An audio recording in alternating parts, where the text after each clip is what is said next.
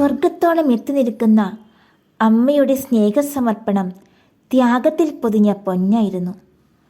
വചനമാകുന്ന ഈശോയ്ക്ക് ജന്മം നൽകാൻ തൻ്റെ ഉദരമാകുന്ന പറുദീസ പിതാവിന് കൈമാറിയ നിമിഷം മുതൽ സമർപ്പണത്തിൻ്റെ, ത്യാഗത്തിൻ്റെ, സ്നേഹത്തിൻ്റെ നിലയ്ക്കാത്ത ഈരടികളാണ് അമ്മ ഈണത്തിൽ പാടിക്കൊണ്ടിരുന്നത്. ഈ ഭൂമിയുടെ ഉൾത്തളങ്ങളിൽ സ്വാർത്ഥതയും അഹങ്കാരവും അധികാരേച്ഛയും അസൂയമാകുന്ന ലാവ പതഞ്ഞു പൊങ്ങി ചുറ്റുമുള്ളതിനെ ഞെരുക്കി അമർത്തുമ്പോൾ മറിയമായിരിക്കട്ടെ നമ്മുടെ രക്ഷാപേടകം. വാളേന്തിയവരേക്കാൾ ശക്തരാണ് കയ്യിൽ കൊന്ത പിടിച്ചവർ. ദൈവത്തിൻ്റെ ശക്തിയേക്കാൾ മറിയത്തിൻ്റെ എളിമ കൊണ്ട് പിശാചിനെ അടിച്ചമർത്താൻ പോരുന്ന കൃപ ദൈവം അവയിൽ നിക്ഷേപിച്ചിട്ടുണ്ട്.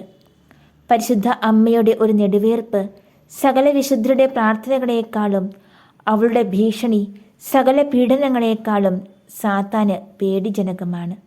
സാത്താൻ അഹങ്കാരം കൊണ്ട് നഷ്ടപ്പെടുത്തിയ സ്വർഗം പരിശുദ്ധ മറിയം എളിമ കൊണ്ട് നേടിയെടുത്തു. അങ്ങനെ ഈശോയ്ക്ക് മുൻപിലെ ഏറ്റവും വലിയ അഭിഭാഷക മറിയമായി തീർന്നു.